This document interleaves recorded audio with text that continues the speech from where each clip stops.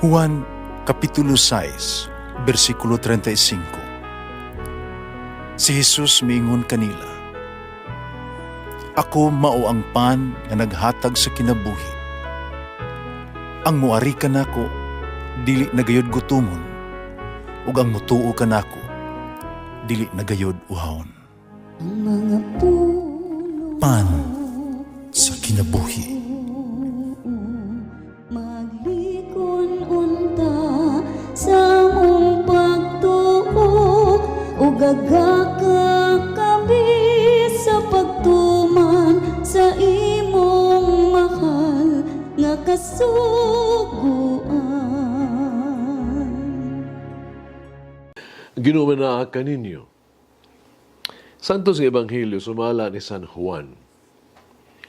Si Jesus miingon ngadto sa mga Hudiyo, "Sultihan ko kamo, ang magtuman sa akong gisulti, dili gayud mamatay." Ang mga Hudiyo miingon kaniya, "Karon matino na gayud namo, nagiyawaan ka."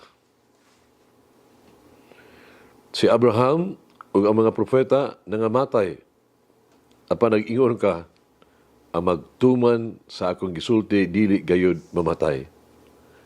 Among amahan nga si Abraham namatay. Labaw pa kadi ay kang Abraham? O mga propeta nangamatay usab. Kinsa ka ba sa imong panghuna-huna? Si Jesus mitubag, "Kung pasdunggan ko ang akong kaugalingon, walay bili ang akong dungog. Ang nagpasidungog kanako, maong akong amahan, ang inyong giingon nga inyong Diyos. Wala ka bang magkaila kaniya? Apa nakaila ako kaniya? Kumingon ako nga wala ako makaila kaniya, mahimo akong bakakon sama kaninyo. Apan nakaila ako kaniya, ug nagtuman ako sa iyang sugo. Ang inyong amahan nga si Abraham nalipay, nga nakakita siya sa adlaw sa ako ang pag-anhi. Nakita niya kini ug nalipay siya." Ang mga Hudiyo miingon kaniya, "Wala ba gani kay kalim-an katuig ug nakita mo na si Abraham?" Si Jesus mitubag, "Sultihan ko kamo, wala pa gani mataw si Abraham, ako mauna." Namunit sila mga bato, karon siya ilang batuon. Pan mitago sa Jesus, mibiya sa templo.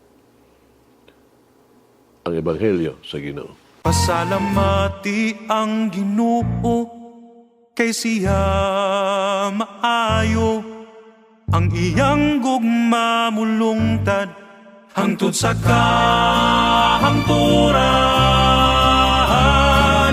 Pasalamati ang Diyos sa tanang mga Diyos, ang iyang gugma malungtaron.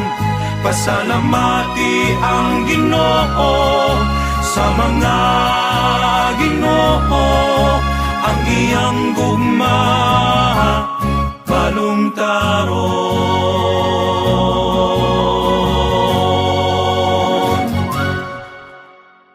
Sa Ebanghelyo karong adlaw, Jesus nagkisgot bahin sa pagkinabuhi sa kamatuoran o kagawasan. Kanunay giingon nga pipila ka mga kamatuoran mahimong mamatud-an nga tinuod pinaagi lamang sa pagbuhat, pagsunod niini. Sa akong hunahuna, si Jesus adunay ingon niini nga hunahuna sa dihang siya miingon, "Tumana ang ako ang pulong o kamo mahibalo sa kamatuoran o kamatuoran maghatag kaninyong kagawasan." Kamatuoran sa gisulti ni Jesus, o sa laing pagkasulti ba, nasabtan lamang diha sa atong pagpuyo, ipuyo sa atong kinabuhi.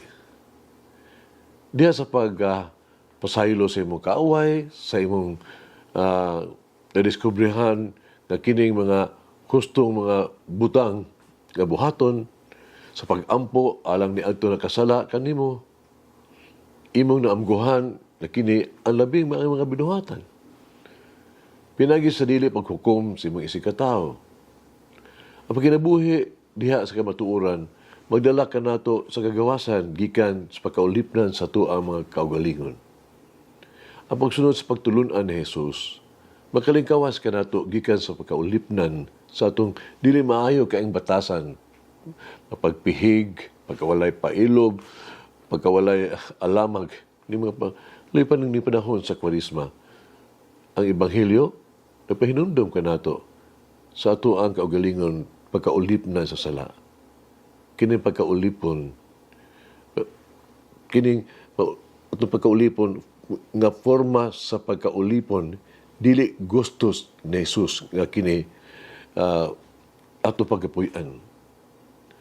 Si Blaise Pascal na ito kini ka magialamon sa makausa miingon kung gusto nimo nga makumbinser sa mga kamatuoran, ayaw dungagi ang imuha mga argumento.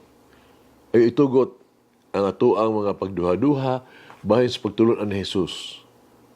Mas malabaw pa kaysa ato ang pagtuo kaniya. Magampo kita. Nagugma ang Diyos. Ning panahon sa Kwaresma, tabangi ako, ipunting ang ako ang mga mata sa imuhang anak, si Jesus. Ubukas ang ako ang kasing-kasing sa pagsunod sa iyang mga panag-ingnan o ehemplo. Tabangi ako, namutubo diha sa ligon, pinaagis pagkaton sa pag-ingon, dili sa among mga sala, o sa mo ang mga kapakyasan, sa ako ang kapakyasan. Tabangi ako, sa paggahin og dugang panahon, sa pag-ampo, pag-igsulti, o pagpaminaw kanimo. Tabangi ako, na makita ang mga pinahanglan sa uban, ipaambit ko, kana akan ako, iba sa mga kabus, kung gikutom, walay puluyanan. Ipaya na ako ng ipangayo, diha pinagi ni Kristo, na akong Ginoo. Amen. O Mary, free me from any self-righteousness that may creep into my heart. Malangin ang Diyos magagahom sa tanan, Amahan, Anak, Espiritu Santo. Amen.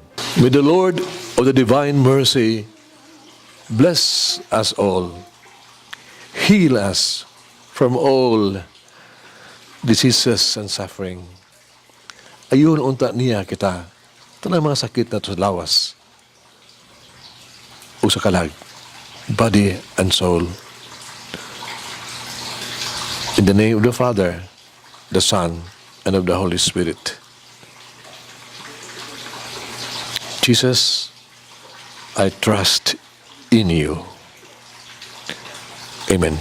Whoever eats the bread of life will never hunger, says the Lord.